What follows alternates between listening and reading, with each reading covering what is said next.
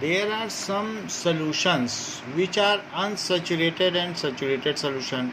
Like अगर हम पानी में यहाँ देखते हैं कि पानी में अगर आप सोडियम क्लोराइड डालोगे तो सोडियम क्लोराइड धीरे धीरे नीचे बैठ जाएगा. जैसे यहाँ देखो, it is getting settle down at bottom. जितना उसे मिलना था मिल गया है.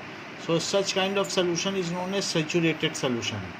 ऐसे ही अगर पानी में ब्लू कलर का कॉपर सल्फेट होता है तो कॉपर सल्फेट अगर आपने डाल दिया, then at certain time when you keep on adding copper sulphate, then at a certain point of time the copper sulfate will no more get dissolved in the solution and it will get set at the bottom. So this is saturated.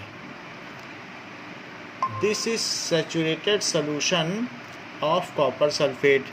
So in this way it can be prepared. So if you keep on adding salt in water, then at certain time it just settle down at bottom and will not get mixed or dissolved in it. So such solution is called saturated solution. So on heating, how the solubility get affected.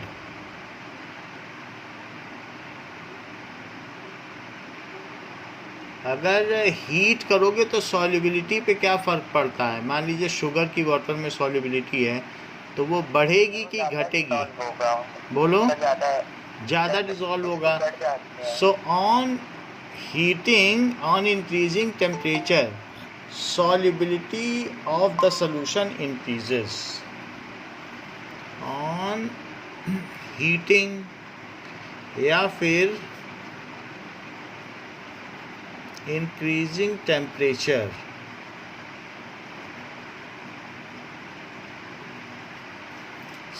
solubility increases. ठीक है. solubility of solid in liquid, क्योंकि जो भी salt है, sugar है, glucose, वो सब solid ही तो होते हैं, तो बढ़ जाती है. अच्छा, कभी आपने देखा है कि पेप्सी का ढक्कन खोल देने से उसकी गैस निकलने लगती है? बोलो, ये बात देखी है? तो फिर अगर किसी भी चीज़ में ये लिक्विड है और उसके ऊपर CO2 है, ये वाटर है और वाटर के ऊपर CO2 है और CO2 के ऊपर एक पिस्टन लगाओ तो धीरे धीरे ये जो CO2 है वो इसमें डिज़ोल्व हो जाएगी. इस पर प्रेशर लगाओ, तो जब प्रेशर लगाओगे और जैसे ही ये पिस्टन हटाओगे सारा बबल बन के फिर उड़ने लगेगा. तो इसका मतलब क्या है कि मान लीजिए आपने फिर पिस्टन हटा दिया तो इसमें से बबल बन के उड़ने लगेगा. ऐसा होता है कि नहीं पेप्सी में? So on increasing pressure, pressure बढ़ाने से solubility of gas in liquid increases. ज़्यादा प्रेशर लगा करके ही जितने भी आपके सोडा वाटर हैं या सॉफ्ट ड्रिंक हैं इनको पैक किया जाता है, सील किया जाता है, तो CO2 उसमें घुली रहती है. जैसे ही ढक्कन खोलोगे सारी CO2 निकल जाएगी. So by increasing pressure,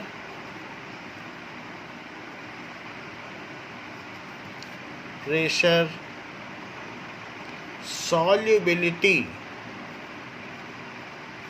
of gas in liquid can be increased.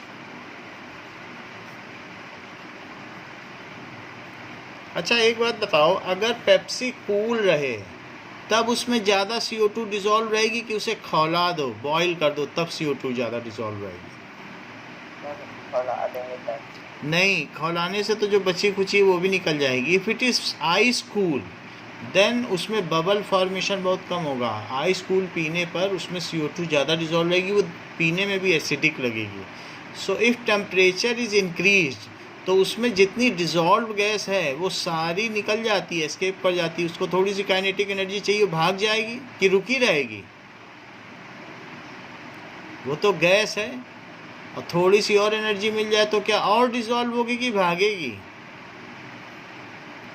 सो इसलिए on increasing temperature Mahi, solubility of gas in liquid decreases or increases?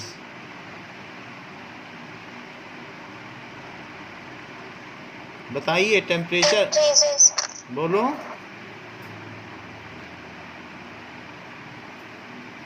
Sir आपने ऑन इंक्रीजिंग टेम्परेचर, अगर टेम्परेचर बढ़ा दिया, on increasing temperature, then solubility of liquid can be decreases. solubility of gas in liquid, solubility of liquid नहीं, solubility of gas। तो gas ज़्यादा घुलेगी पानी में कि कम अगर टेम्परेचर बढ़ाओगे तो? कम। हाँ, यही बताना था। तो ये डिक्रीज हो जाएगी सॉल्युबिलिटी। सॉल्युबिलिटी का मतलब कितनी घुली है, वो कम घुलेगी। सो ये चीज़ है। तो गैस पर कैसे प्रभाव पड़ता है टेम्परेचर का, वो भी हमने बता दिया। और सॉलिड पर कैसे इफेक्ट होता है, सॉलिड इन लिक्विड का तो पीछे चार्ट बना है जिसमें प्रज्ञा ने उसका सलूशन का वो किया है, तो वो भी एक्सपेरिमेंट किया है। तो इस तरीके से सॉलिड की तो बढ़ती ही है, लेकिन गैस पे अलग अलग इफेक्ट पड़ता है। Now we will see heterogeneous solution and its two types. So sir ये दोनों किसके पार्ट्स थे? ये बताया मैंने, ये किसी का नहीं है, ये होमोजीनियस है। होमोजीनियस में ये बताया कि टेम्परेचर बढ़ाओगे तो कोई भी सॉलिड, जैसे glucose in water, salt in water, sugar in water, ज़्यादा घोल पाओगे तो उसकी सॉल्युबिलिटी बढ़ जाएगी, बिकॉज मोर सॉलिड। बोलिए पहले वाला किसका है? पहले वाला ये बताया गया है सॉलिड इन लिक्विड की सॉल्युबिलिटी, कि सॉलिड इन लिक्विड की सॉल्युबिलिटी पर ये दोनों सर होमोजीनियस के है ना? हाँ, होमोजीनियस। अभी तक तो हम होमोजीनियस ही पढ़ रहे हैं, क्योंकि कल हमने कंसंट्रेशन पढ़ी थी, फिर उसके बाद मास बाय मास परसेंटेज देखा, और अभी भी होमोजीनियस में सॉल्युबिलिटी भी है कि कितना किसकी सॉल्युबिलिटी होती है, क्योंकि उसी में ही कोई चीज़। होमोजीनियस और हेटेरोजीनियस के पॉइंट पूछेंगे एग्जाम में, तो हमें ये आज के भी लिखने होंगे। ये वाला तो आज का जो पढ़ाया जा रहा है उसमें से भी अगर कुछ पूछा जाएगा तो करना होगा। टिल लास्ट डेट जो पढ़ाया जाएगा वो तो लिखना ही होता है, ठीक है? मतलब ये होमोजीनियस के पॉइंट्स में आएंगे? ये नहीं आएगा। अगर आपसे पूछा जाए कि by increasing pressure solubility of gas in liquid, और अगर फिल इन द ब्लैंक्स दिया जाए इंक्रीजेज और डिक्रीजेज, तो आपको लिखना है कि अगर ऑन इंक्रीजिंग टेम्परेचर तो ये फिल करना है। फिल इन द ब्लैंक्स में आता है कि बढ़ती है या घटती है। समझ में आई बात? सिर्फ इतना ही पूछा जाएगा। अब देखो हेट्रोजीनियस मिक्सचर। हेट्रोजीनियस मिक्सचर दो तरीके के होते हैं। कार्तिक मुझे बताओ हेट्रोजीनियस मिक्सचर कौन से दो तरीके के होते हैं?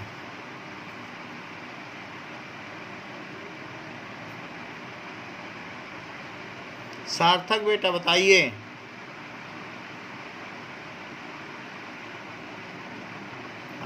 अनुराग,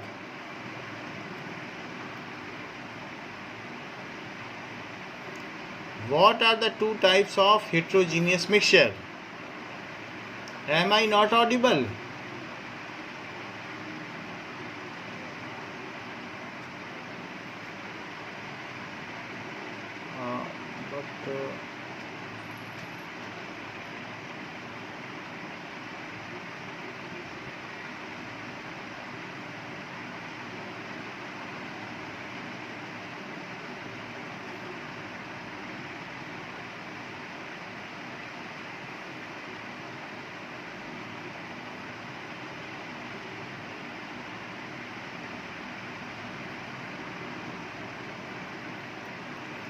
Am I audible? Yes, sir. So Sarthak, tell what are the two types of heterogeneous mixture?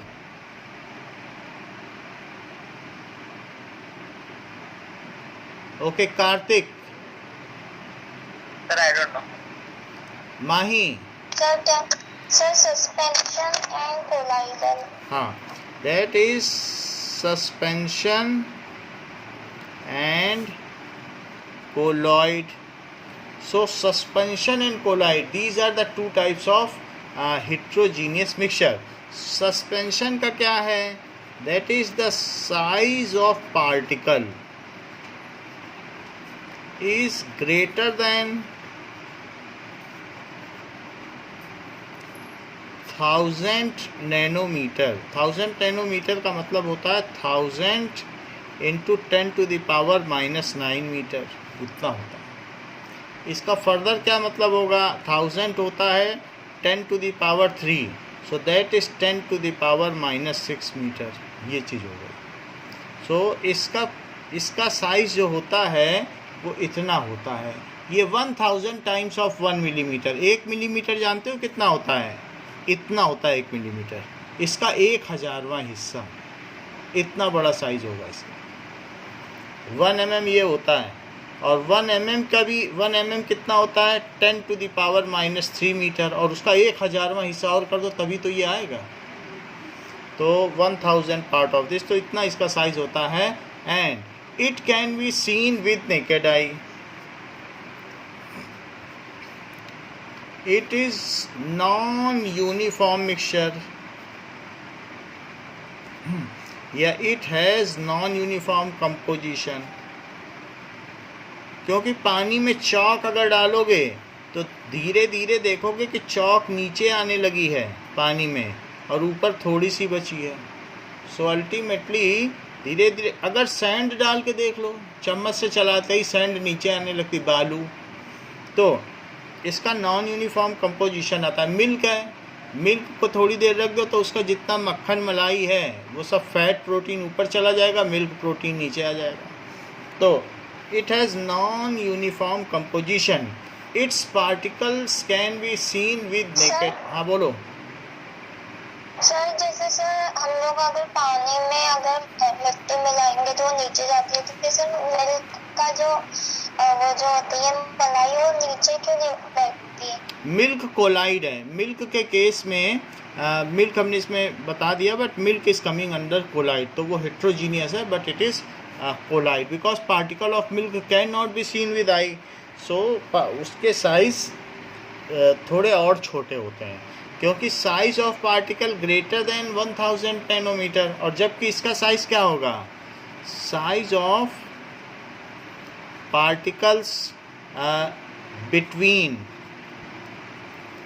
1 nanometer to 1000 nanometre, ये चीज़ होती है. मान लीजिए साइज ऑफ पार्टिकल का अगर हम देखें तो और एक पैटर्न बनाएं तो कुछ 1 नैनोमीटर और ये मान लीजिए 1000 नैनोमीटर है. तो 1 नैनोमीटर से जो छोटे होंगे वो सभी क्या कहलाएंगे? दैट इज सॉल्यूशन, जो कि ट्रू सॉल्यूशन है. अच्छा, इससे ऊपर जो हैं वो क्या कहलाएंगे? सस्पेंशन.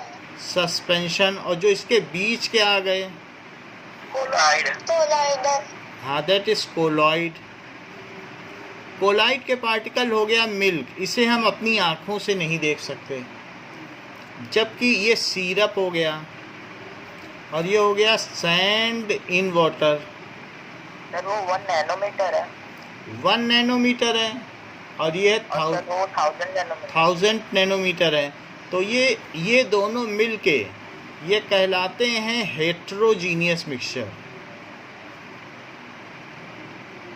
ऐसा इसलिए क्योंकि इनके पार्टिकल्स इतने बड़े हैं कि ये यूनिफॉर्म कंपोजिशन नहीं बना पाते. और जबकि ये क्या कहलाएगा? Homogeneous mixture. तो it has non uniform composition. इसका नॉन यूनिफॉर्म कंपोजिशन होता है. इट्स पार्टिकल, हम इसकी बात कर रहे हैं सस्पेंशन की. सो इनकी पार्टिकल्स को आँखों से देखा जा सकता है. This particle can be seen with naked eye. इनको देख सकते हो, इसको इसको इसको. Its particles can be suspension के बाद क्या लिखा है आपने? Seen with naked eye. Suspension का मतलब सैंड इन वाटर, जैसे सैंड इन वाटर है वो एक सस्पेंशन है। समझ में आ गई बात? या चॉक इन वाटर लिख लो, या डस्ट इन एयर। अगर हवा में धूल के कण हैं तो जब धूप पड़ती है तो देख पाते हो धूल के कणों को? बोलो। Yes, sir. चांदी जैसे चमकते हैं। So it's particle can be seen with naked आई, इसे देखा जा सकता है। So it's particle can be seen with naked आई। अच्छा, और क्या क्या चीज़ें होती हैं? ये स्टेबल होता है माही या नहीं स्टेबल होता suspension? No, sir. It is not stable, ये स्टेबल नहीं होता। Is it gives Tyndall effect और not? It gives Tyndall effect. It gives Tyndall effect. Tyndall effect as it shows path of light. Path of light को ये show करेगा। And scatter light, light को बिखरा भी देगा। जैसे मोती जमीन में पटक दो, माला बिखर जाती है सारी की एक मोती। तो एंड सर आपने सर ये वाला क्या लिखा है, ये टिंडल इफेक्ट के ऊपर वाला point? It is not stable, ये बिल्कुल भी स्टेबल नहीं होता। ठीक है, क्या ये स्टेबल होता है? No sir. हाँ, ये स्टेबल नहीं होता। और भी कोई पॉइंट बन रहा है क्या? ये ट्रू सॉल्यूशन भी नहीं होता। It is not a true solution, not a true solution. वो तो हेट्रोजीनियस की जो प्रॉपर्टी है वो सारी चीज़ इसमें पता चल जाती है। सो इतनी ही चीज़ है। और इसका भी एग्जांपल लिख लो। इसका एग्जांपल क्या है? हाँ बोलो। Sir, its components are not separated by simple filtration. It's, ये अच्छा बताया। It's component can be separated bye simple filtration. देखो ये पॉइंट छूट रहा था, क्योंकि बालू को पानी में डाल दो तो बालू ऊपर रह जाएगी जैसा कि अनुराग ने बताया, और पानी नीचे आ जाएगा, कि बालू भी अखबार से नीचे आ जाएगी। बताइए। सैंड इन वाटर है, उसको अगर न्यूज़पेपर से छान दो या फिल्टर पेपर से तो सैंड ऊपर रह जाएगा, पानी नीचे आ जाएगा, कि सैंड भी छन जाएगा? सर वो ऊपर ही रहेगा। हाँ। सो इट्स कंपोनेंट्स, पूरा करो sentence Anurag. Sir, its components can be separated by simple filtration. It cannot be क्यों separated. नॉट क्यों बोल रही हो? सेपरेट तो हो गए, सैंड ऊपर रह गई, पानी नीचे आ गया, और कैसे किया जाएगा? दोनों तो अलग हो गए। चौक ऊपर रह जाएगी, पानी नीचे रह जाएगा। और आपका जो एसी है तो उसके पीछे जो फिल्टर लगा हुआ है उसमें धूल उधर रह जाती है, हवा आ जाती है। तो डस्ट इन एयर को भी तो अलग किया जा सकता है फिल्ट्रेशन से। बोलो। Yes, sir. Separated by filtration. अच्छा, डीकेंटेशन आपको मालूम है कि एक कैन हो और उसमें दूसरे कैन से पानी डालो या वो सॉल्यूशन, तो तब तक डालते रहो, नीचे उसकी गंदगी बैठी है और ऊपर वाटर है, तो उससे क्या होगा कि वाटर तो यहाँ आ जाएगा और नीचे की मिट्टी अलग रह जाएगी। So it can be separated by filtration and decantation. एक कैन से दूसरे कैन में डालने को कहते हैं डीकेंटेशन। सर वो क्या लिखा है आपने? Sir Tyndall effect as and it shows path of light. इसके अलावा ये क्या करता है बताओ? लाइट दिखाता है। सो सर ये यूनिफॉर्म कॉम्पोजिशन नहीं है। बोलो, क्या कह रही हो? बताओ माही। सर ये यूनिफॉर्म कॉम्पोजिशन नहीं है। हाँ, तो ये तो हमने लिख दिया ना, it has non uniform composition, यहाँ ऊपर लिखा है। पहले ही लिख दिया। ये तो आप पहले भी लिखवा चुके हैं एक बार। हाँ तो ये लिखवा दिया है, लेकिन अलग से अगर आपसे पूछा जाएगा सस्पेंशन की प्रॉपर्टी, वो हमने नहीं लिखवाई है। So it component can be separated by filtration और डिकेंटेशन। फिर इसके बाद इसका एग्जांपल लिख लो, dust in air, chalk in water या sand in water। तो ये सारी चीज़ें हो गई, chalk in water, sand in water। तो ये हमारी टोटल प्रॉपर्टीज़ हो गई, दैट इज़ ऑफ सस्पेंशन की। ठीक है, सस्पेंशन के बारे में आपको पता चल गया कि वो cannot होगा ना सर, हैं? components cannot be separated। क्यों? इसके कंपोनेंट सेपरेट तो कर दिए ना फिल्ट्रेशन से। जो नीचे के सस्पेंशन के पार्टिकल से जो नीचे बैठ जाए उसको कहते हैं सस्पेंडेड पार्टिकल। उसको होमोजेनियस में आपने पॉइंट लिखाया था जो sir components cannot be separated, तो सर वो भी कैन होगा क्या? हाँ, होमोजीनियस में तो सेपरेट नहीं कर सकते हो फिल्ट्रेशन से, होमोजीनियस में इवापोरेशन से सेपरेट कर सकते हो, लेकिन इसको तो सिंपल फिल्ट्रेशन से ही कर सकते हो। इवापोरेशन थोड़ा कष्टदायक है, पानी उबालो, इसमें तो छन्नी से छान लो, सब अलग हो जाती, चाय की पत्ती अलग हो जाती है। तो ये तो बहुत आसान प्रोसेस है। तो इसमें ये सुविधा है कि it can be separated by filtration, but homogeneous mixture can not B separated by filtration. चीनी और पानी को छान के अलग नहीं किया जा सकता, उसके लिए आपको इवापोरेशन की टेक्निक यूज़ करनी होगी। It only can be separated bye evaporation. जैसा हमने वीडियो भी दिखाया था कि नमक को कैसे अलग किया जाता है सी वाटर से, इवापोरेशन से। बोलो, समझ में आई बात? समझ में आया ना? तो उसमें वो सुविधा नहीं है, इसमें ये सुविधा है। सर एक तो फिल्ट्रेशन और दूसरा क्या है? डिकेंटेशन। डिकेंटेशन का मतलब होता है कि कैन से अलग करना, that is known as decantation. एक कैन से दूसरे में डाल दो पानी पानी और बालू रह जाए। जैसे आप कुएं से पानी निकालो, उसमें बहुत बालू है तो थोड़ी देर आधे घंटे रखे रहो।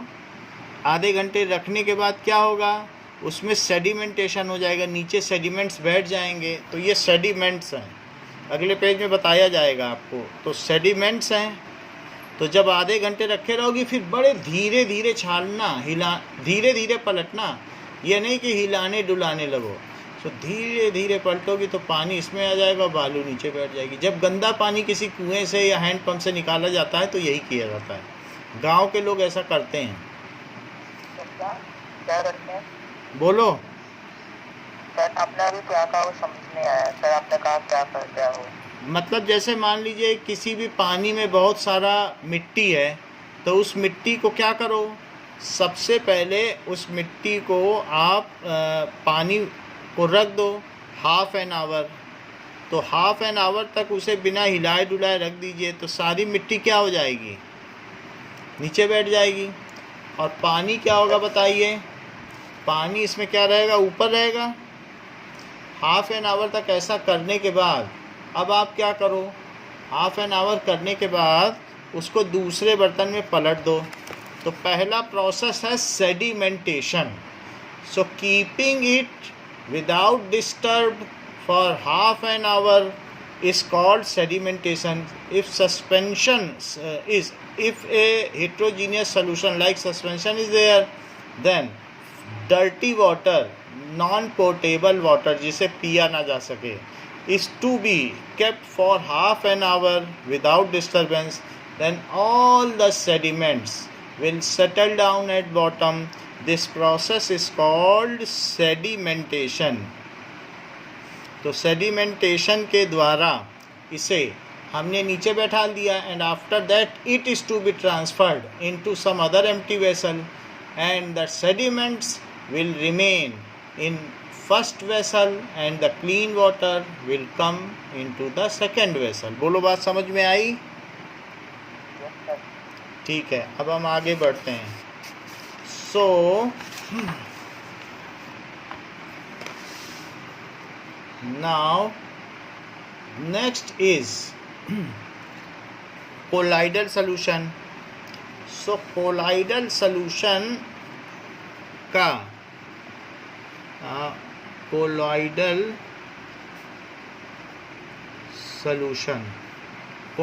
सॉल्यूशन का साइज क्या होता है? का ये सार्थक, सर इसे सॉल्यूशन लिखेंगे, मिक्सचर नहीं, colloidal it mixture. Is all mixture कई पार्ट्स हैं, but it is not true solution. These all are solution, so it is colloidal solution. है सब सॉल्यूशन ही, बट ये ट्रू सॉल्यूशन नहीं है। Okay yes sir. सार्थक बताइए कोलाइडल सॉल्यूशन के पार्टिकल का साइज क्या होता है?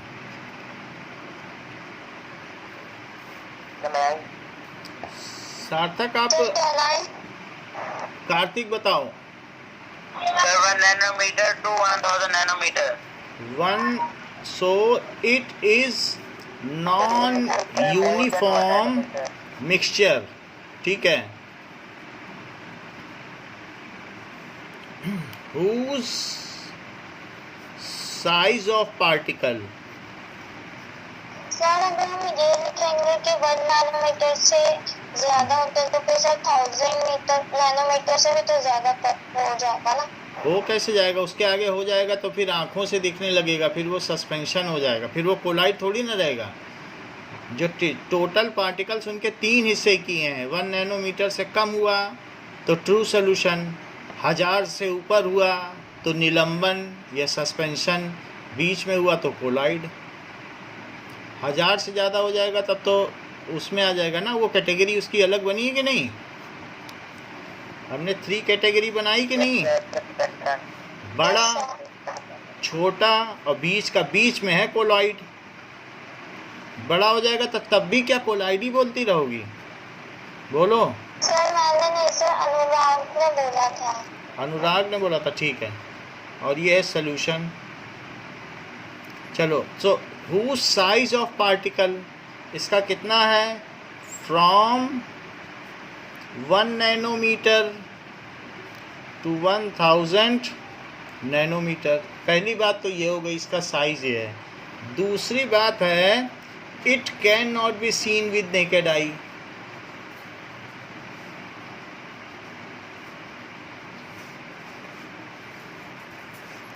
नेकेड आई क्या? डिटॉल इन वाटर है तो उसको, डिटॉल को देख पाओगे? बताओ। जैसे Dettol in water, soap in water है, अगर थोड़ा सा रेक्सोना मिला दो पानी में तो दिख जाएगा क्या वो? सोप इन वाटर तब भी नहीं दिखेगा। लक्स मिला दो तो दिख जाएगा क्या? मिल्क है, मिल्क पानी में मिला दो तो क्या मिल्क के पार्टिकल दिख जाएंगे? ब्लड कभी किसी को ले जाते हुए देखा है हॉस्पिटल में, ब्लड बैंक से? तो पॉलीथीन में आता है, उसके भी पार्टिकल्स नहीं देखे जा सकते। सो इसलिए such is the it can not be seen with naked आई। इसे नेकेड आई से नहीं देखा जा सकता। नेक्स्ट इज, ठीक है। नाउ अगली बात, ये लाइट को दिखा देता है, सो ये टिंडाल इफेक्ट देगा। ये जो ब्लड है ये एक कोलाइडल सॉल्यूशन है, इट गिव्स टिंडाल इफेक्ट। तो ये देखो हमारे हाथ से ये लाइट दिख रही है, सो टॉर्च है, ये फ़ोन का टॉर्च, और उसमें हम देख रहे हैं कि light can be scene very clearly in hand. So it is, बोलो क्या चीज़? सर फोन की तो लाइट बस नॉर्मली कोई कलर नहीं देती ना। हाँ, तो ये हमारा हाथ है ना, ये ब्लड है, तभी उसकी लाइट ऐसी दिख रही है। ये फ़ोन से हमने दिखाया तो फ़ोन की तो लाइट, उसके ऊपर स्किन भी तो है ना हमारी, स्किन सब वो रेड सेल हैं, तो रेड सेल होने की वजह से इसको ये देखो कैसे दिख रहा है। तो इससे आपको क्या पता चलता है कि कोलाइडल सॉल्यूशन पाथ दिखा रहा है कि नहीं दिखा रहा है लाइट का? तो इस तरीके से colloidal solution shows path of light. This is giving Tyndall effect okay, तो हम इसे लिख लें कि ब्लड भी मैंने लिखा है, वो भी टिंडाल। ऐसे मिल्क में भी डालोगे ना टॉर्च। अब आपके घर में तो टॉर्च लाइट है ही है, आप इसको वाटर में डाल के देख लो, सोप सोल्यूशन में, डिटॉल में, घर में ही देख लो, आराम से पता चल जाएगा आपको कि टिंडाल इफेक्ट क्या होता है। थोड़े साबुन में जरा सा साबुन हिलाओ पानी में और देख लो लाइट, टॉर्च लाइट से। तो इस तरीके से टॉर्च लाइट के आगे क्या करना ना, एक एल्यूमिनियम फॉइल या गत्ता ले लेना और उसमें छोटा सा छेद लगा देना और फिर फ़ोन का टॉर्च तब डालना। तो ये जो टॉर्च लाइट है ये जब बिखरेगी तो इसी से होके जाएगी। और इसके आगे ग्लास रख देना और ग्लास में तो इससे टॉर्च की लाइट आएगी। लेकिन ये क्या है, ये एक तरीके का कार्डबोर्ड है या पेपर। तो पेपर में एक छेद कर लेना तो उससे जो लाइट आएगी ग्लास में, और ग्लास में सोप सॉल्यूशन ले लेना, एक बार साबुन घुमा देना बस, तो सोप सॉल्यूशन। तो इस तरीके से करके, या डिटॉल हो तो डिटॉल सॉल्यूशन ले लेना, या एक ड्रॉप मिल्क ही डाल देना। ऐसा करके आप देख सकते हो टिंडाल इफेक्ट क्या है। So it gives Tyndall effect.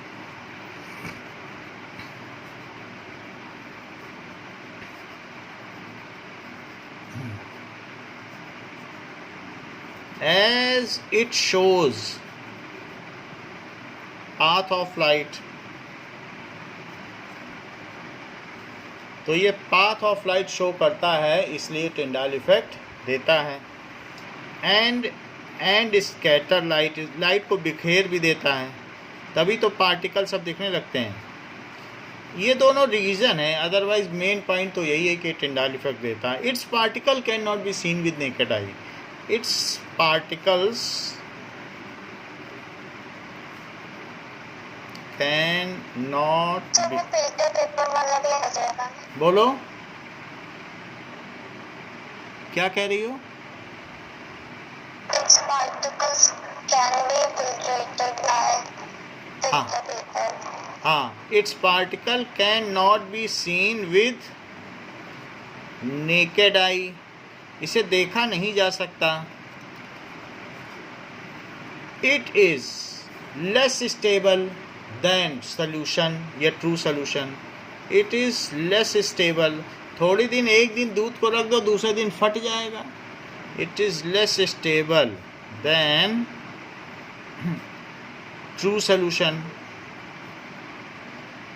और अगर साबुन पानी भी है तो थोड़ी देर में साबुन या डिटॉल नीचे बैठने लग जाता है। तो इस तरीके से पार्टिकल भारी होते हैं तो वो नीचे बैठने लग जाते हैं, लेस स्टेबल है।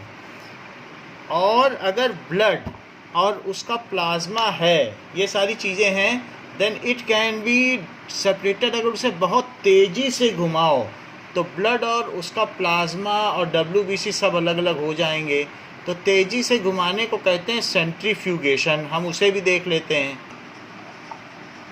सेंट्रीफ्यूगेशन ऑफ ब्लड, ये कैसे हो रहा है।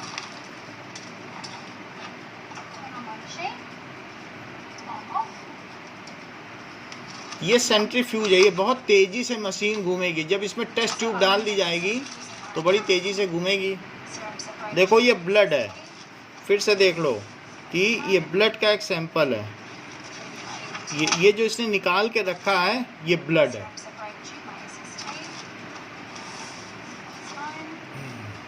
इसे थोड़ा सा और तेज, ये वैसे तो फुल लाइट है। अब देखो नाउ, अब इसको, ये जो ब्लड का सैंपल है,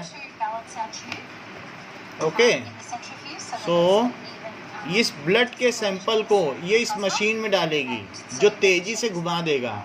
50,000 रोटेशन पर सेकंड घुमाता है ये मशीन। सो ये ब्लड है, रेड कलर का, देख लो, और पास से देखना है तो और पास से देख लो, दिख रहा है ना ब्लड। सो अब ये मशीन में डालेंगे। ये देखो मशीन में बहुत सारा टेस्ट ट्यूब है और 2-3 सैंपल डाल दिए इसने ब्लड के। तो इसके सारे कंपोनेंट सेपरेट हो जाएंगे। तो it's component can be separated bye centrifugation. जैसे हमने देखा था सॉल्यूशन में इवापोरेशन से होता था, और सस्पेंशन में कैसे था बताओ? फिल्ट्रेशन था और डिकेंटेशन था। और ये कैसे होगा कोलाइड में? सेंट्रीफ्यूगेशन। चेक करो। तो ये मशीन, ये अब घूमेगी मशीन।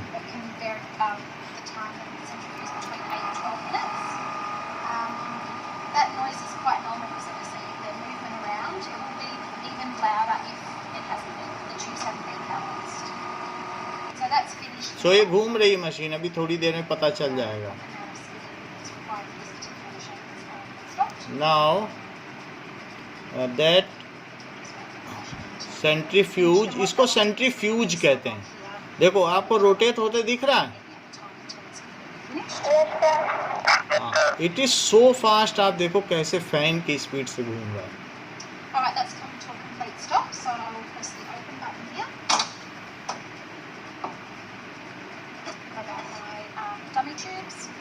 अब देखो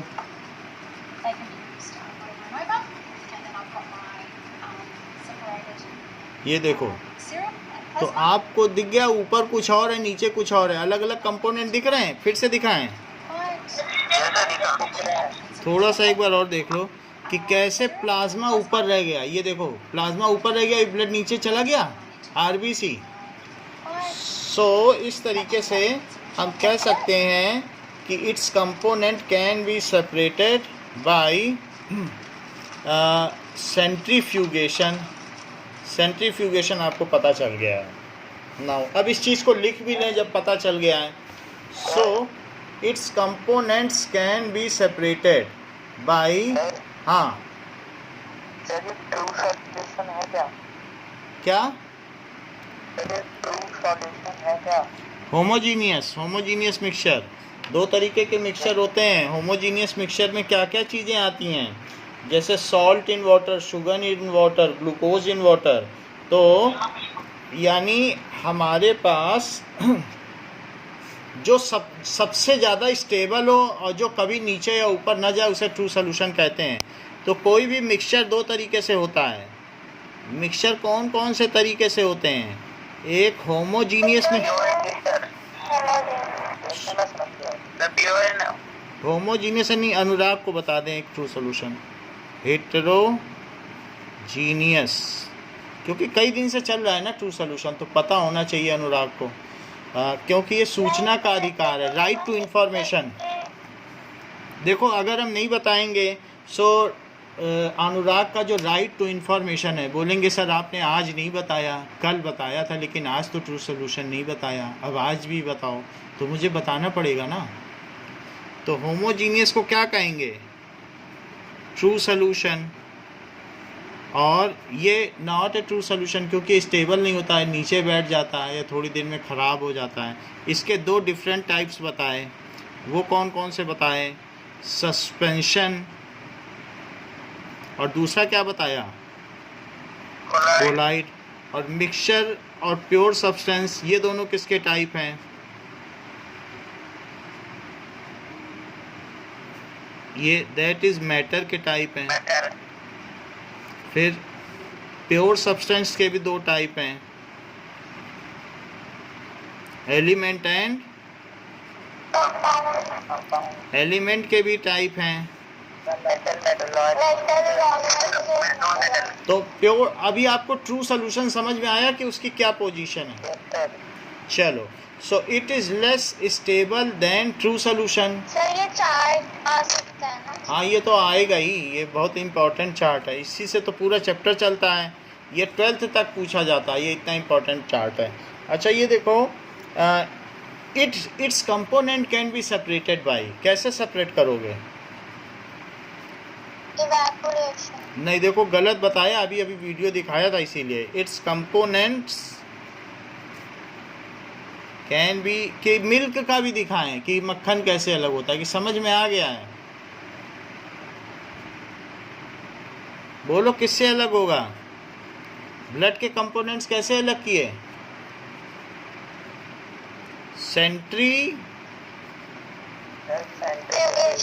सेंट्रीफ्यूगेशन, घुमा के अलग किया जा सकता है, और कोई तरीका ही नहीं है। So it's component can be separated bye centrifugation, ये फिल्ट्रेशन से नहीं हो सकता? हैं, फिल्ट्रेशन और माइक्रो फिल्ट्रेशन। बात अच्छी कही है आपने, माइक्रो फिल्टर से, वो 15 रुपए का आता है, माइक्रो फिल्ट्रेशन से अलग किया जा सकता है। तो these are the various methods. और कुछ पॉइंट बच रहा है क्या? माही बता रही थी एक पॉइंट, कौन सा बता रही थी? Sir solute and solvent. ये ठीक बताया। It's two components are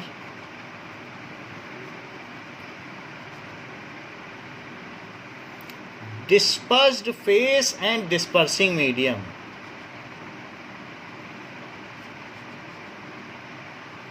And dispersing medium, इसके दो फेज हैं। हाँ बोलो।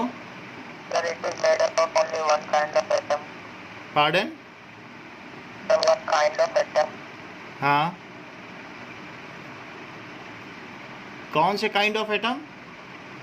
Sir, one kind of atom. One. इसका क्या मतलब है?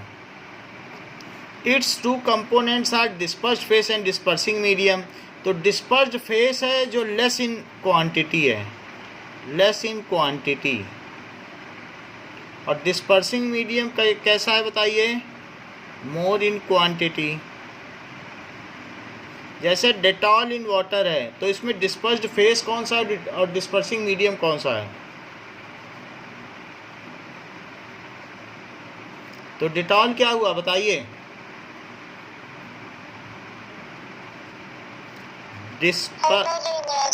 Dispersed phase. और ये क्या हुआ? होमोजीनियस की अभी कहीं बात ही नहीं हो रही, हम लोग कोलाइडल सोल्यूशन में है, होमोजीनियस तो बोलना ही नहीं। हाँ बोलो। कंपाउंड का पहले भी लिखवाया था। कंपाउंड, हम ये कंपाउंड की भी बात नहीं कर रहे हैं, ये तो एक चार्ट है, चार्ट अलग चीज़ है। सो वी आर एलिमेंट में लिखवाया था, elements contain property of its constituent. हाँ वो सब ठीक है।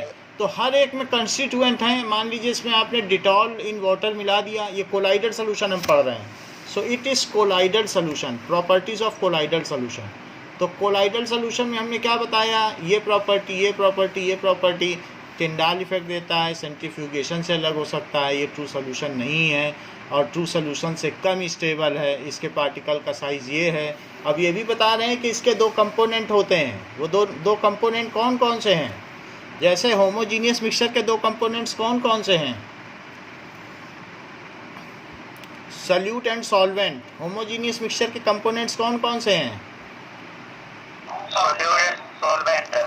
कोलाइड के कंपोनेंट्स कौन कौन से हैं?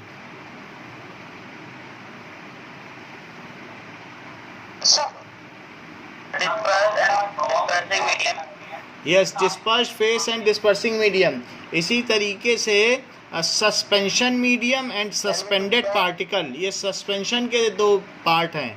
अभी हमने पीछे आपको बताया ना कि यहाँ पर अगर आपसे कोई पूछे कि जो सस्पेंशन है उसके दो फेस कौन कौन से हैं, तो इसके दो फेस हैं, एक सस्पेंशन मीडियम और एक है सस्पेंडेड पार्टिकल। सस्पेंशन मीडियम और दूसरा क्या है? Suspended particles. अब माही अब तीनों चीज़ आपसे रिपीट करवाएंगे। पहले बोलो ट्रू सोल्यूशन के दो अलग अलग कंपोनेंट्स कौन कौन से हैं? Solute and solvent. कोलाइड के दो कंपोनेंट्स कौन कौन से हैं? Dispersed solute. बोलो।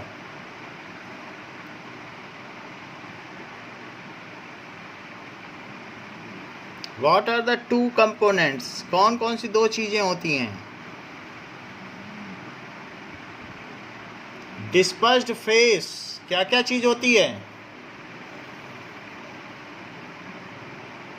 डिस्पर्स्ड फेस और दूसरा क्या होता है? Dispersing medium. तो दो फेज हो गए। और डिटॉल इन वाटर में डिस्पर्स्ड फेस क्या है और डिस्पर्सिंग मीडियम क्या है? सर वाटर में डिस्पर्सिंग मीडियम है। Okay, dispersing medium. कार्तिक को समझ में आ गया। Dispersing medium. और सोप इन वाटर में डिस्पर्स्ड फेज क्या है? डिस्पर्स्ड फेज सोप है और water dispersing medium. Dispersed phase, और ये हुआ डिस्पर्सिंग मीडियम। सो इसके दो फेज होते हैं, डिस्पर्स्ड फेज और डिस्पर्सिंग मीडियम होते हैं। तो माही बताओ, सस्पेंशन के दो कंपोनेंट कौन कौन से हैं? सस्पेंशन फेज और सस्पेंशन मीडियम। हाँ, अब हम लोग देखेंगे कि डिस्पर्स्ड फेज और डिस्पर्सिंग मीडियम कितनी तरीके के होते हैं। इसका चार्ट आपकी बुक में 18 पेज पे बना है। डिस्पर्स्ड फेज और डिस्पर्सिंग मीडियम, ये कोलाइड के 8 टाइप्स हैं जिसके बारे में हम जानेंगे। और ये देखो, जैसे सनलाइट छन छन के आ रही है जंगल में, तो ये टिंडाल इफेक्ट है।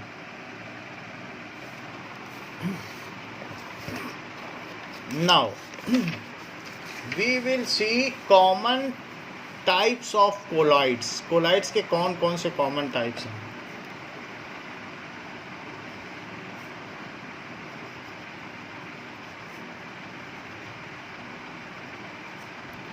Okay, now let us see कि कोलाइड्स क्या क्या होते हैं। क्या हमारी लाइफ में हम कभी कोलाइड से एनकाउंटर करते भी हैं? ऐसी कोई चीज़ है हमारी लाइफ में कोलाइड जिसको कि हम यूज़ कर? Solid and gas. Liquid, solid और गैस है। जैसे सारी गैस मिल जाए आपस में तो वो कौन सा सलूशन बनेगा? हेट्रोजीनियस। हेट्रोजीनियस कैसे बन जाएगा? वो तो अच्छी तरीके से मिक्स हो जाता है, वो तो ट्रू सलूशन है। अगर उसको किसी फिल्टर पेपर से पास करोगी प्रेशर के साथ तो क्या कोई गैस फंसी रह जाएगी? उसको आंखों से भी नहीं देखा जा सकता है, उसमें टिंडाल इफेक्ट भी नहीं आता है, इसलिए वो तो होमोजीनियस है। हमने आपको बताया था कि एयर होमोजीनियस है। बोलो, बात सही है? और अगर एक लिक्विड में दूसरी लिक्विड मिला दो तो भी वो होमोजीनियस मिक्सचर ही होता है। जैसे आप रूह अफ़ज़ा मिला दो पानी में तो रूह अफ़ज़ा के पार्टिकल बहुत छोटे छोटे हैं, तो ऐसे करके, या अल्कोहल को वाटर में मिला दो, स्प्रिट को वाटर में मिला दो, वो भी होमोजीनियस है। तो लिक्विड इन लिक्विड होमोजीनियस भी हो सकता है। और सॉलिड इन लिक्विड, कोई सॉलिड इन लिक्विड का एग्जांपल बताओ जो होमोजीनियस हो। सॉल्ट इन वाटर हो गया। गैस इन गैस का एग्जांपल बताओ जो होमोजीनियस है। Carbon dioxide. हाँ, that is air. Air gas in gas है। अच्छा, एयर इन लिक्विड का कोई एग्जांपल बताओ जो होमोजीनियस है। सर, तो पेप्सी में होता है ना सर, कार्बन डाइऑक्साइड मिक्स होता है पानी में। अगर ऑक्सीजन मिक्स ना होती तो मछलियाँ सांस कैसे लेती?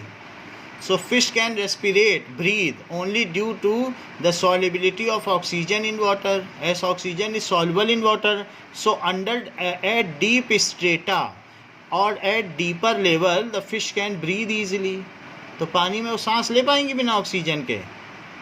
So gases are soluble in water. बोलो ठीक है? तो गैस इन लिक्विड का कोई एग्जांपल बताओ जो होमोजीनियस है। सोडा वाटर, सॉफ्ट ड्रिंक, ये सारे उसी के एग्जांपल हैं। तो इस तरीके से सॉलिड, लिक्विड या गैस तो फेज हैं, उनसे आप नहीं पता कर सकते हो कि कोई चीज़ कैसी है। But now we will see some examples of colloidal solution, कि कोलाइडल सॉल्यूशन के क्या एग्जांपल हैं। कुछ चीज़ें और भी देख लें, जैसे कि ये देखो, हमारी बुक में दिखाया गया है कि शुगर क्या है। शुगर एक प्योर सब्सटेंस है। और बताओ सर, ये हमारी बुक है? भाई, हम आपकी बुक ही तो है, एस चांद है। ये एक सप्लीमेंट्री बुक है फॉर क्लास 9th के लिए। अलग से बुक नहीं आती है एस चांद की, लोग तो ख़रीदते हैं, लेकिन ज़रूरत नहीं। हम इसके सारे फिगर आपको दिखा देंगे और सब कुछ बताते ही जा रहे हैं, तो कुछ होगा तो बताते भी जाएंगे। ये देखो, is matter around us pure. तो ये देखो, शुगर क्या है बताइए। Pure substance. सॉइल क्या है? सॉलिड हेट्रोजीनियस या मिक्सचर। सॉइल क्या है बताओ? सॉलिड लिक्विड नहीं है, वो पहला चैप्टर गया। अब सॉलिड लिक्विड को तो यहाँ बात ही नहीं करनी है, बस आपको ये बताना है प्योर सब्सटेंस कौन सा है और मिक्सचर कौन सा है। शुगर क्या है? Pure substance. सॉइल क्या है? Pure substance. सॉइल अलग अलग जगह की अलग अलग है, कहीं की लेटराइट मिट्टी होती है, लेटराइट सॉइल, कहीं की ब्लैक सॉइल, कहीं की रेड सॉइल। सॉइल में तो आप और भी कुछ चीज़ मिला दो तब भी सॉइल ही रहेगी। तो सॉइल तो मिक्सचर है कि उसका कुछ फिक्स्ड कंपोजिशन होता है। कहीं की मिट्टी में ऑर्गेनिक कंपाउंड ज़्यादा होता है, कहीं फर्टिलाइज़र ज़्यादा होता है, कहीं मैन्योर ज़्यादा होता है। तो सॉइल में कोई ऐसा फिक्स है कि यही चीज़ रहेगी? कहीं काली मिट्टी, दोमट मिट्टी, चिकनी मिट्टी, हर तरीके की तो मिट्टी होती है। बलुई मिट्टी, laterite soil, black soil, red soil, ठीक है, एलुवियल सॉइल।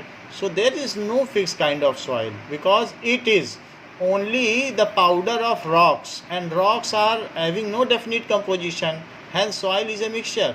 इसमें कभी भी एक जैसा कंपोजिशन नहीं है, किसी में आयरन ज़्यादा होता है, किसी में एल्यूमिनियम ज़्यादा होता है, किसी में बॉक्साइट ज़्यादा होता है। तो इसलिए इसका ये नहीं कह सकते कि ये फिक्स है। इसका तो पता है कि C12H22O11 ही होगा, इसमें कुछ पता है ऐसा? तो इस तरीके से हुआ। अच्छा, एक और भी चीज़ बताई गई है, देखो सब्लिमेशन। तो आयोडीन का ये कलर होता है। सो आयोडीन का यहाँ सब्लिमेशन दिखाया गया है, हाउ आयोडीन सब्लिमेट्स। तो आयोडीन पर्पल ब्लू कलर का होता है and it sublimates. So we can also see the sublimation of iodine, कि आयोडीन कैसे सब्लिमेट होता है। That also can be seen by video. जैसे हमने सब्लिमेशन ऑफ अमोनियम क्लोराइड पढ़ा है, in the similar manner we can see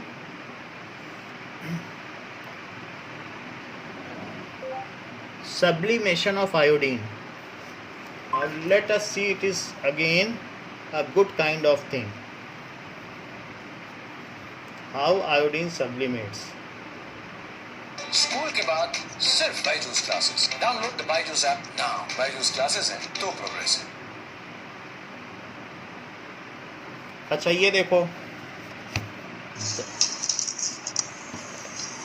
Hello scientific people, how are you? So today I'm going to demonstrate the sublimation of iodine. And Iodine the things purple required for the blue color experiment का are Bunsen's burner, tripod stand, wire gauze for uniform heating. We require a small glass funnel with one of its ends, this thin end covered with the cotton. We require some iodine, and this is our iodine, and I'll show you इसके how does an crystals iodine होते look हैं। like. So देखो, there are small ये इस balls तरीके of से iodines which is there in the crucible. आप देख लो, This ये crucible blue purple is colour heat के होते हैं, resistant, ये वेपराइज so हो it जाएंगे won't हाथ में भी डालोगे तो। break if we even heat till 400 to 500 degrees Celsius. So now let's start the experiment. Gas का टेम्परेचर 2000 होता है। So तो now I'm आप going to ये mount बुनसन this बर्नर है, entire बुनसन setup बर्नर के ऊपर रख on दिया, the Bunsen's burner. उसके ऊपर So I have ensured tripod that stand है, whatever फिर fumes wire of gauge sublimation है, are produced, they must not escape और out. ये So crucible that's why we है, are white putting this crucible, cotton over here. और उसके ऊपर है इन्वर्टेड फनल। ये देखो इन्वर्टेड फनल भी डाल दिया। So now let's see what is going to happen. धीरे As you धीरे can see that the sublimation purple देख रहे हो। fumes of iodine have started to come out, and I don't want these fumes to escape out. So Now iodine sublimates, that means from direct solid state it will और convert into ऊपर क्या gaseous लगा state. हुआ है? And I सबसे don't want ऊपर these fumes of purple fumes of iodines to get out. So funnel that's के why we ऊपर have क्या put लगा the है? cotton piece over there. हाँ, वेट कॉटन प्लग, तो जिससे कि वो बाहर ना चली जाए, तो इसी में वो डिपॉजिट होगी, So सब्लिमेट we are होगी expecting the gaseous iodine and to it get will collected on the deposit. surface of this. तो धीरे धीरे और आगे देखो। सो धीरे धीरे ये बाहर भी बह रही है, ये लीक भी हो रही है। So now let's lift this. आप देख रहे हैं ना? सो ये देखो, so it directly converts into vapour. आपने देखा? Wonderful. Now let me आप इसे switch off डिपॉजिट the भी कर सकते हो। Bunsen's so burner. It is so dense sublimation. See the beautiful ring अभी of the इसमें iodine which is deposit sublimated, भी हो गया, देखो which is आप resublimated चमकता back, हुआ देख रहे हो कुछ, deposited on the walls of the internal walls of the लेकिन ये जो चमकता हुआ यहाँ दिख Look at रहा the है, beautiful ring. आपको इसे मैं और अच्छा दिखाता हूँ. So there is one more experiment regarding this and it looks very good. ये देखो ये आयोडीन कैसे चमक रही है. So let us see its experiment. Iodine ले लिया, आयोडीन के क्रिस्टल्स ये ब्लू पर्पल कलर के होते हैं, दिखने में चमक रहे हैं, दे आर हैविंग लश्चर. सो सबसे पहले आयोडीन ले ली. तो आयोडीन को इन्होंने गर्म पानी में डाल दिया, इसकी वेपर्स निकलने लगी. Okay purple colour. सो धीरे धीरे जब ये ऊपर जाए तो एक आइस कूल्ड वाटर ले लो एक फ्लास्क में, जिससे कि वो वेपर उड़े. इसमें आइस भरी हुई है, आप देख रहे हो. आइस में दिखा दूं आपको, आइस आपको दिख रही है क्या इसमें? Yes sir. यस, वो थोड़ी देर पहले दिखाई थी, अभी नहीं दिखाई.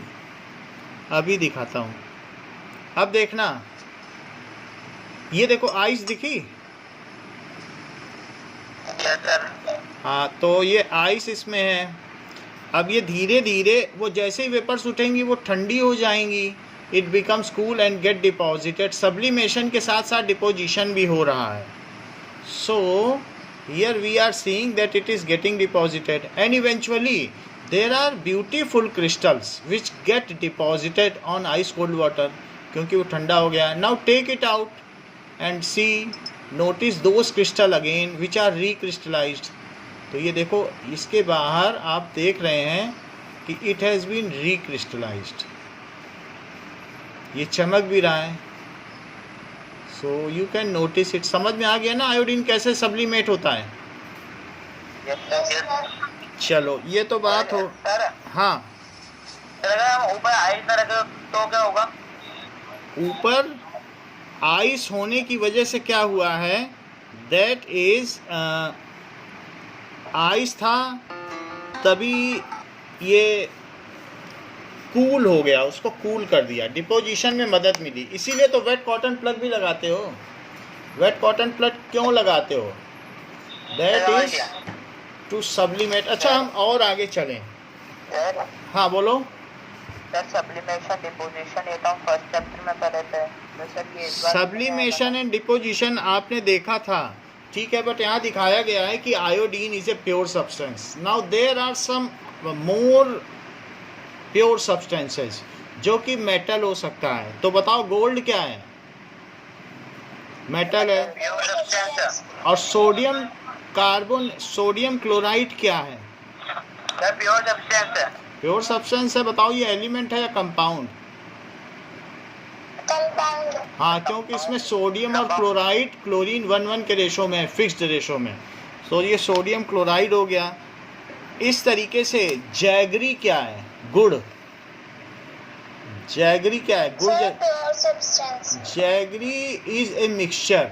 इसमें कुछ और भी चीज़ें मिलाई जाती हैं तब ये गुड़ बनता है. So it is said to be a mixture. ठीक है. इंडियन ये रॉ होता है, अलग अलग कंपोजिशन होता है. तो इस तरीके से. अच्छा एक बात बताओ, ये जो कॉपर है इसमें सारे पार्टिकल किसके होंगे? बताइए. कॉपर में सारे पार्टिकल कॉपर के होंगे कि और किसी के होंगे? सो कॉपर के होंगे. दैट्स वाई ये जो कॉपर है ये एक प्योर सब्सटेंस है. और आयरन में बताओ. आयरन के होंगे. क्या इसमें ऐसा लिखा है कि सारे पार्टिकल आयरन के हैं?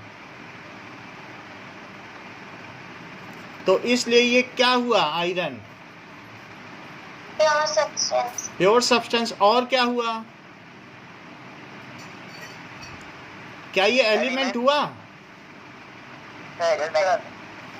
एलिमेंट है ये? Yes sir. मेटल है? मेटल है बेटा? Yes sir.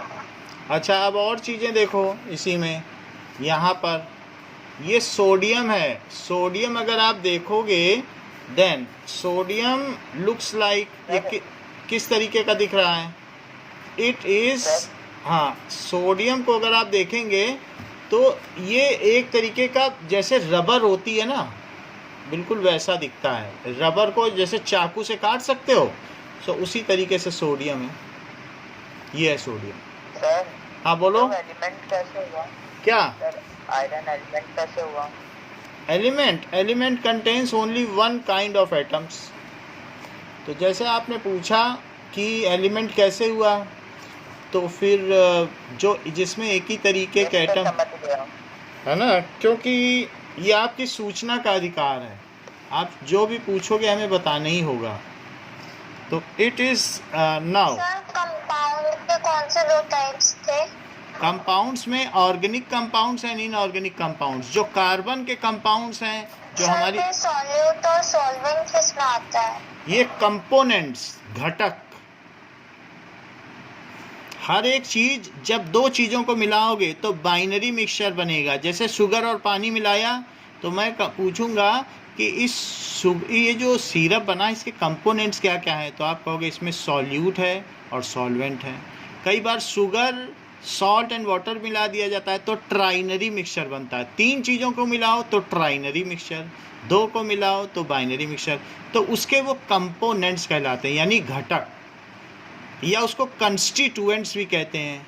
कि जैसे बिस्किट खाती हो ग्लूकोज का, तो आप पूछोगे कि इसके क्या क्या कंस्टिट्यूएंट्स हैं, इसमें क्या क्या मिलाया गया, तो फिर आपकी मम्मी बताएंगी इसमें ग्लूकोज डाला गया है, व्हीट डाला गया है, फ्लोर डाला गया है, फ्लेवर डाला गया है, वो सब उसके कंपोनेंट्स हैं।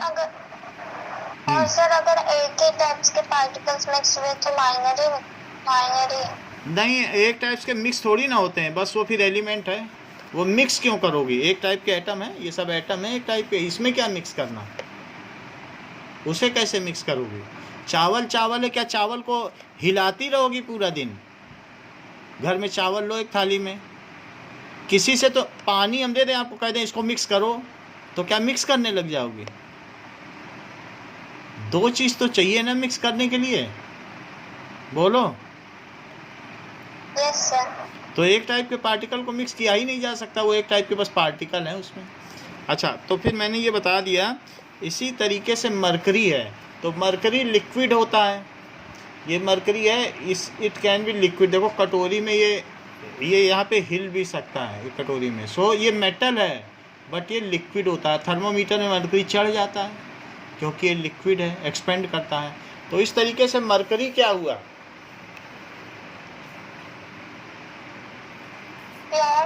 प्योर सब्सटेंस हुआ। और क्या हुआ? Pure substance and element. और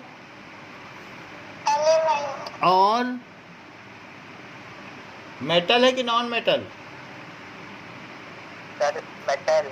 मेटल क्योंकि शाइन करता है, तो ये मेटल हो गया। इसके अलावा ये देखो, now here it is water. तो वाटर क्या है? Pure substance. क्योंकि इसमें भी एक ही तरीके के पार्टिकल हैं। वो पार्टिकल भले ही H2O के ही क्यों ना हो, लेकिन सारे पार्टिकल H2O के हैं, तो ये प्योर सब्सटेंस हुआ। और प्योर सब्सटेंस है। और क्या है? ये एलिमेंट है, कंपाउंड? एलिमेंट है सर, एलिमेंट। ये बहुत अच्छा बताया। इन्होंने कहा एलिमेंट नहीं है, सब पहले बता दिया कि कहीं कोई गलती से एलिमेंट ना बोल दे, क्योंकि एलिमेंट में सिर्फ एक ही तरीके के पार्टिकल होते हैं, H। ये इन्होंने पिछले पन्ने में देखा था कि जिसमें एक ही तरीके के हों, Fe के हों या Cu के हों, वही एलिमेंट होते हैं। और कार्तिक को ये बात अच्छी तरीके से पता है। यहाँ हाइड्रोजन और ऑक्सीजन 2:1 के रेशो में केमिकली कंबाइन कर रहे हैं। So when 2 or more different atoms chemically combine in a fixed ratio, then they form compound. So it was a genius answer which was given by Kartik. बोलो, समझ में आ गई बात? तो ये क्या हुआ? वाटर, क्योंकि आप फिक्स रेशो में हो रहा। और नीचे आओ, यहाँ बताओ, ये है एल्यूमिनियम। एल्यूमिनियम को क्या मानते हो? मेटल है। और क्या है? और प्योर सब्सटेंस भी है। चलो ठीक है, मेटल है। मैग्नीशियम क्या है? मेटल, इसमें Mg के पार्टिकल हैं। Zinc metal. मेटल, ये भी शाइन करता है। और इस तरीके से सिल्वर सिल्वर ये काला है, लेकिन काला नहीं होता है, सिल्वर तो चमकता है, तो दैट इज, मेटल है ये भी मेटल है। सो हमने मेटल देख लिए, मेटल में लश्चर होती है, ठीक है। यहाँ कॉपर दिखाया गया है, और कॉपर के ऊपर कुछ ना कुछ प्लास्टिक चढ़ी हुई है, PVC, but it is wire. इसको दिखाने का मतलब क्या है कि क्या मेटल कंडक्टर होते हैं इलेक्ट्रिसिटी के? Yes sir. Yes sir. क्या मेटल में लश्चर होता है? Yes sir. क्या मेटल को अगर आप उस पर हैमरिंग करेंगे तो क्या मेटल मैलिएबल है, that can be beaten into no sheets? Sir. Metal को पीट पीट के क्या एक शीट बनाई जा सकती है? Yes sir. एल्यूमीनियम। शीट बनती है एल्यूमिनियम की, आयरन की शीट्स नहीं मिलती बाजार में। सर लेकिन वो मैलिएबल थोड़ी ना है। नहीं, अगर उसे बीट करोगे मेटल को तो क्या वो उसे कार्बन की शीट बना सकते हो कोयले की, पीट पीट के? No sir. नॉन मेटल तो खट से टूट जाएगा। डायमंड को तोड़ोगे, हैमर मारोगे, टूट जाएगा। नॉन मेटल टूट जाता है। ये ग्रेफाइट है, आपकी लेड पेंसिल है, इस पे हैमरिंग करोगे तो क्या इसकी शीट बन जाएगी? No sir. और मेटल की, अगर मेटल को मारते रहोगे तो क्या होगा? वो बढ़ता जाएगा। गोल्ड को ही फैला दो तो गोल्ड का और चांदी का वर्क बन जाता है। काजू की कतली पे नहीं देखा है, काजू स्वीट्स पे वो कैसे चांदी का वर्क है, कितनी पतली शीट होती है। सिल्वर डेकोरेशन देखा है कि नहीं स्वीट्स पे? यस सर देखा है। तो इसका मतलब है malleability. What does it mean by malleability? That means they can be beaten into sheets by hammering them. What does it mean by ductile? Metal ductile होते हैं। वायर में कन्वर्ट हो। Yes, they can be drawn into wires. जैसे copper के wire, copper का wire आपने देखा? Copper का यहाँ पे देखो, एल्यूमिनियम का वायर होता है, तो इसलिए इनके वायर भी बनाए जा सकते हैं। इतनी बात समझ में आ गई? क्या ये good conductor of heat and electricity होते हैं? अगर आयरन की रॉड को एक तरफ से पकड़ो और दूसरी तरफ आग में रख दो तो क्या आपका हाथ थोड़ी देर में जलने लगेगा? Yes sir. स्पून को एक तरफ रखो आग में, दूसरी तरफ पकड़े रहो तो क्या होगा? गर्म हो जाएगा। तो it is good conductor of heat. Heat के भी कंडक्टर है और इलेक्ट्रिसिटी। अगर आप कोई वायर को डेलिबरेटली जानबूझकर किसी 3 पिन प्लग के अंदर डाल दो तो क्या आपको शॉक लग जाएगा? Yes sir. तो इसका मतलब है कि वो इलेक्ट्रिसिटी के सार्थक ने बताया ये बात। Okay, they are having lustre, उनके ऊपर चमक होती है। That means they are shiny. Metal का प्रॉपर्टी है ना सर, ये मेटल का प्रॉपर्टी है। ये सारी मेटल की प्रॉपर्टी हैं। These are lustrous and shiny. Metals are generally hard. बोलो बेटा। सर मैं बोल रहा हूँ दे प्रोड्यूस साउंड सोनोरस। हाँ, they are sonorous. They produce ringing sound when banged. जब उनको आप मारोगे, जैसे घंटी बजती है तो रिंगिंग साउंड आता है। So they are sonorous. अच्छा, they are generally hard. Metal को दबाओगे तो क्या दब जाएगा? No sir. No sir. तो हार्ड होते हैं और ये स्ट्रांग होते हैं। क्या मेटल में बहुत सारा वजन लटकाया जा सकता है? क्या मेटल में हाई टेंसाइल स्ट्रेंथ होती है? क्या इससे ब्रिजेस बनाए जा सकते हैं? Yes sir. So they are having high tensile strength. They are load bearing capacity. इनमें क्या होती है? They have load bearing capacity. तो जो लोड बियरिंग कैपेसिटी होती है उसको कहते हैं टेंसाइल स्ट्रेंथ। इनको टेंशन दो तो ये टूटते नहीं हैं और स्ट्रांग होते हैं। और इनका हाई मेल्टिंग पॉइंट और हाई बॉइलिंग पॉइंट होता है क्या? यस सर होता है। होता है। इनकी हाई डेंसिटी होती है क्या? Yes sir. They are generally grey और सिल्वर। क्या ये बात सत्य है कि वो जनरली ग्रे या सिल्वर होते हैं? सिल्वर कलर के ज़्यादातर मेटल हैं कि नहीं? अगर कॉपर और गोल्ड छोड़ दो तो सारे बाकी सिल्वर और ग्रे हैं, देख लो। सो इसलिए मेटल का जनरली कलर ग्रे और सिल्वर होता है। अब देखो, ये तो बात हो गई। इसके अलावा अब देखिए, मेटल्स और क्या होते हैं, रूम टेम्परेचर पर ये क्या होते हैं, they are solid at room temperature. Metal को अगर देखो, मरकरी कैसा है, सॉलिड है क्या, क्या मरकरी, क्या वो तो लिक्विड हो जाएगा। हाँ सिर्फ मरकरी ही एक ऐसा मेटल है जो लिक्विड है, बाकी सारे मेटल सॉलिड हैं। Metal generally having high melting point and high boiling point, इनका high melting and high boiling point होता है। And they have high densities, they are sonorous, जैसा कि अनुराग ने बताया। And they are generally silver और grey colour, तो उनका सिल्वर या ग्रे कलर होता है। इतनी बात आपको समझ में आ गई। तो कुछ चीज़ें हम मेटल और नॉन मेटल के डिफरेंसेस के बारे में भी लिखे हैं। हमने आपको कोलाइड के बारे में तो बता ही दिया, डिस्पर्स्ड फेज और dispersing medium. Which is less in quantity that is dispersed phase, which is more in quantity that is dispersing medium. Now we will see difference between metal and non metal. तो इनके बीच का difference देखो, metal non metal. Metals are malleable, ये malleable है। Malleable का मतलब क्या होता है, वो मेल्ट हो जाए। नहीं, दे can be beaten into sheets, can be beaten into sheets. इसको शीट्स में बीट किया जा सकता है। तो ये चीज़ मैं आपको वीडियो में दिखा दूं, जिससे पता चल जाए आपको मेलिएबिलिटी होती क्या है। नाउ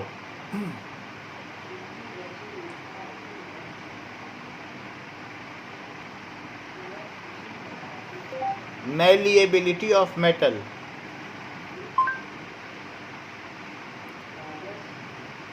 Now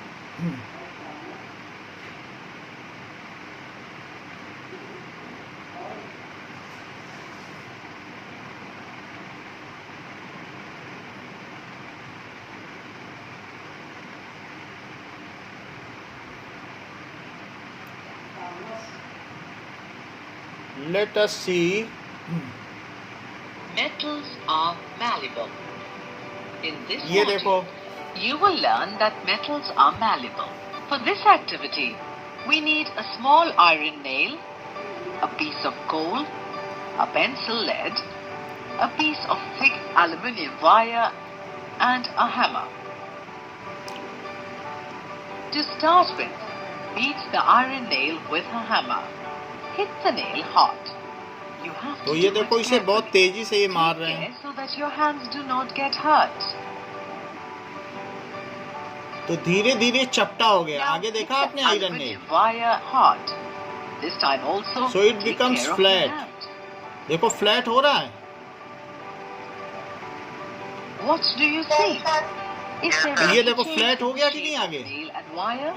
अगर बहुत तेजी से You पीटते can जाओगे see तो ये that the पूरा shape शीट of बन the जाएगा। iron nail आयरन and में the भी यही हुआ है। aluminium wire changed on beating.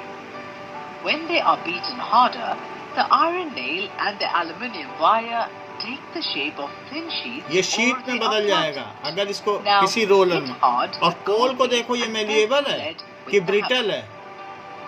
Lead, ये ग्रेफाइट को देखो, ये pencil lead, Interestingly, you will find तो that gold pieces दे and break pencil into lead pieces. समझ में break आ गई into बात, small pieces malleability on beating. कि मेलिएबिलिटी क्या It होती is the है। property of अगर नहीं समझ में आई है तो इसका एक और एग्जांपल देख लो कि मेलिएबिलिटी क्या होती है।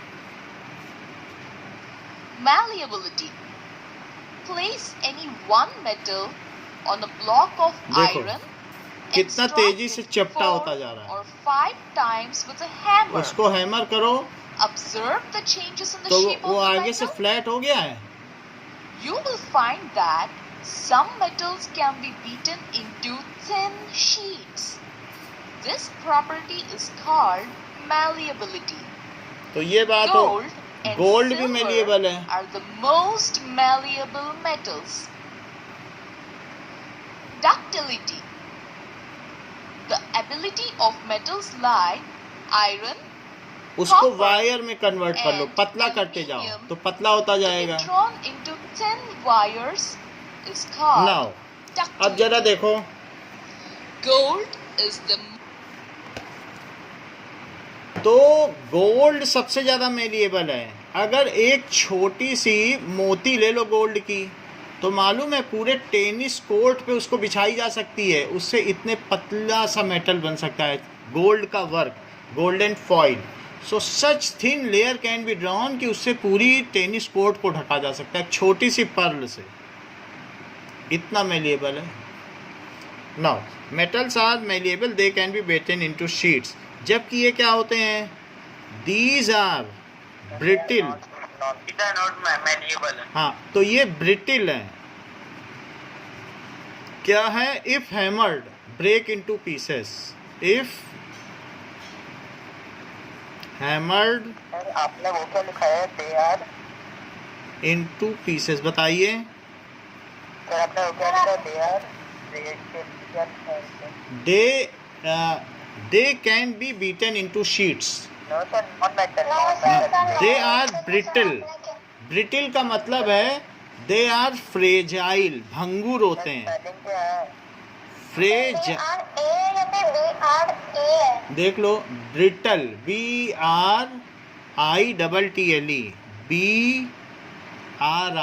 BRITTLE, ठीक है, ब्रिटल लिख लो इसको। So these are brittle, okay. Now अब देखो, इसमें B और R मिक्स हो गया है, so these are brittle, BRI, ये ब्रिटल होते हैं। इसके अलावा जो मेटल होते हैं वो क्या होते हैं, दीज आर डक्टाइल। इसका क्या मतलब है, They can be converted into wires. Can be drawn into wires. Define ductility, Mahi ductility define करो। The substance which can be drawn into wires are known as ductile and the property is called ductility. Anurag, ductility define करो।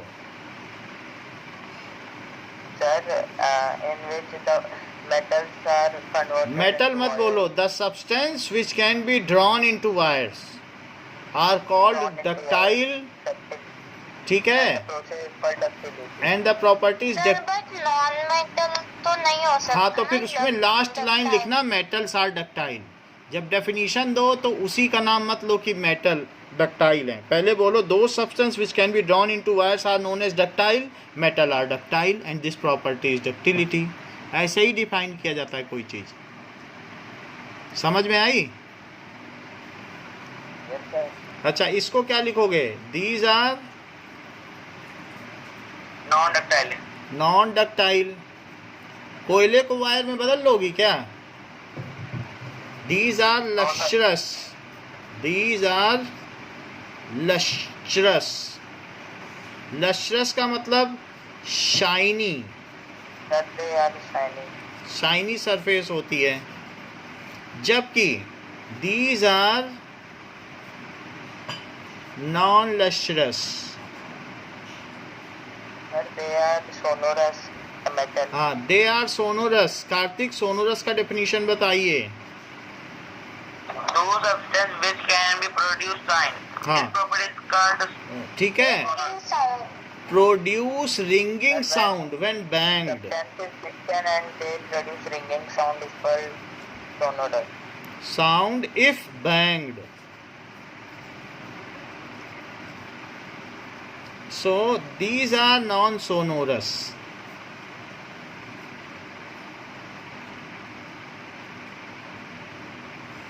They have, Sir, हाँ बोलो, they are mainly the they have high melting point। एक minute सुनते हैं, high melting point, high boiling point and high density। जल्दी पिघलते नहीं हैं, इनकी बहुत ज़्यादा डेंसिटी होती है, जबकि मैं थोड़ा ऊपर कर लीजिए। ओके ठीक है, जबकि they have low melting point, low boiling point and low density. हाँ अब बताओ माही क्या बोल रही हो, अगला point. Sir, they are mainly in the gray color or silver. हाँ, so they are mainly of grey और सिल्वर कलर। दे ना लिखना सब जगह, दीज लिखो, क्योंकि जो दे है ना वो ह्यूमन के लिए यूज़ होता है, और दीज किसके लिए होता है, जो जिनमें जान नहीं होती है उनके लिए दीज। तो हमने ये सब गलत लिख दिया, दीज। सो ऊपर दीज ठीक लिखा था, बाद में हमने दे कर दिया। वीडियो पॉज हो गया, ठीक है, अच्छे से देखिएगा। सो ठीक, अभी पॉज है। आप लोगों को दिख रहा है क्या, बाकी लोगों को? सर बहुत ज़्यादा ब्लर है। सर बहुत ज्यादा blur हो गया। ब्लर बहुत हो रहा है। ओके ओके, ठीक करते हैं इसको।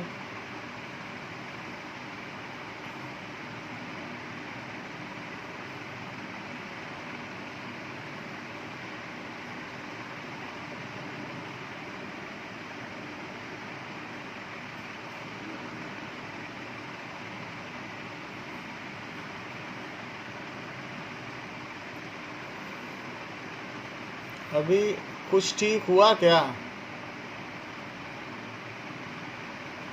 Is it okay? सर आपकी आवाज बट की आवाज़ है। ओके, आवाज़ नहीं आ रही है? यस सर अब आ रही है। ओके ठीक है। So these are mostly silver और ग्रे। हाँ बोलो। ये सिल्वर और ग्रे सर कलर। कल एग्जाम के बाद सर आप exam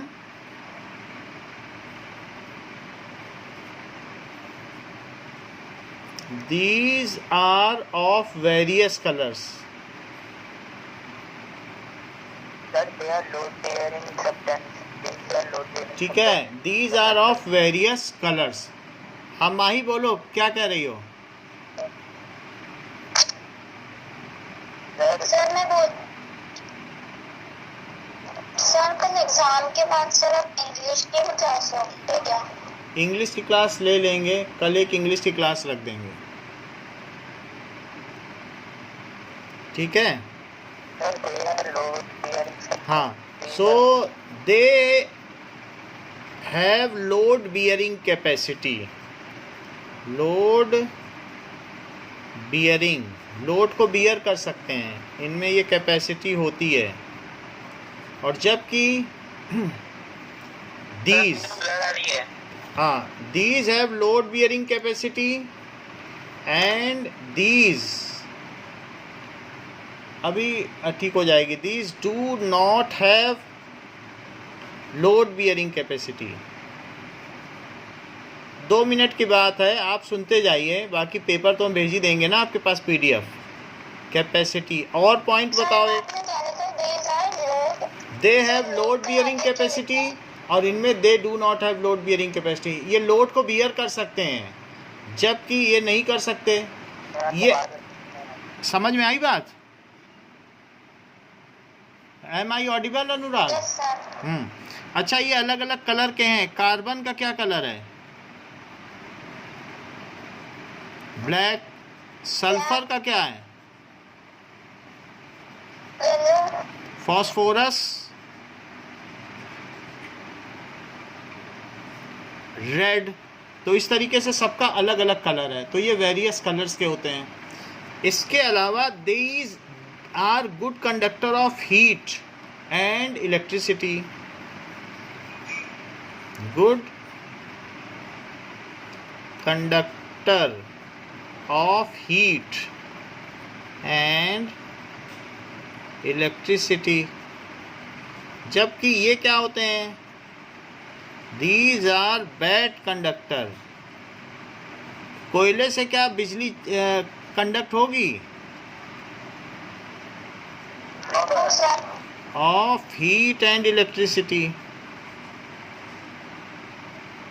these are mostly solids. ये ज़्यादातर सॉलिड होते हैं, जबकि ये ज़्यादातर गैस होते हैं। These are mostly solids.